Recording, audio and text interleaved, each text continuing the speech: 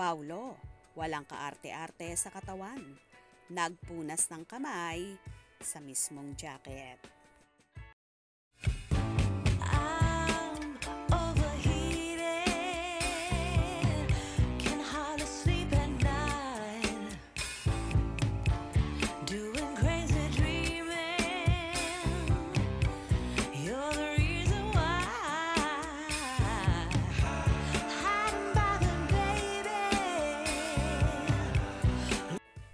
Pinagkaguluhan nga ang kapamilya aktor at isa sa bida ng seryeng What's Wrong with Secretary Kim na si Paulo Avellino.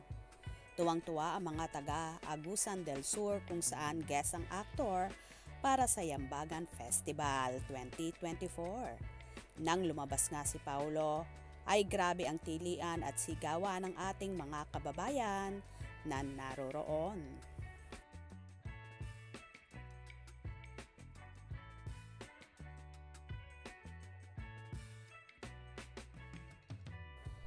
Samantala, sa isang restaurant ay pumasok ang aktor kasama ang ilang staff at bago kumain ay nagtanong muna siya kung saan pwedeng maghugas ng kamay.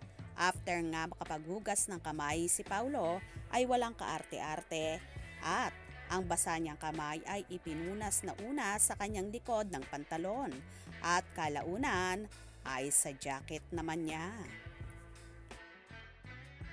Marami naman ang nakapansin sa ginawang yon ni Paulo at sabi ng karamihan ay napakasimple raw ng aktor.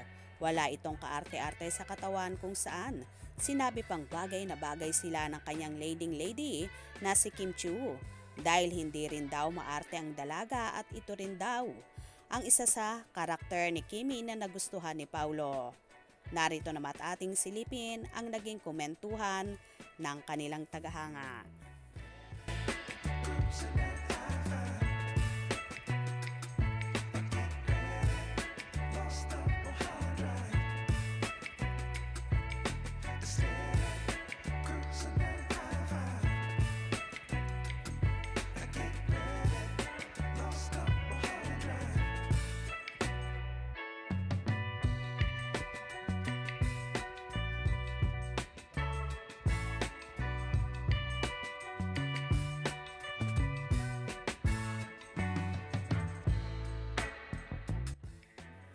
O diba, napakasimple talaga ni Paulo Avellino. Ito rin ang isa marahil na nagustuhan ni Kim Chiu sa kanya. Kahit na sobrang sikat ng aktor ay napaka down to earth at sobrang bait, lalong higit sa kanilang mga fanay. Ganon din naman si Chinita Princess kaya naman swak na swak talaga ang personality nila. Kaya naman tumutok at wag na wag pahuhuli sa mga maiinit na kaganapan. Anong inyong magiging reaction sa bidyong ito? Comment below.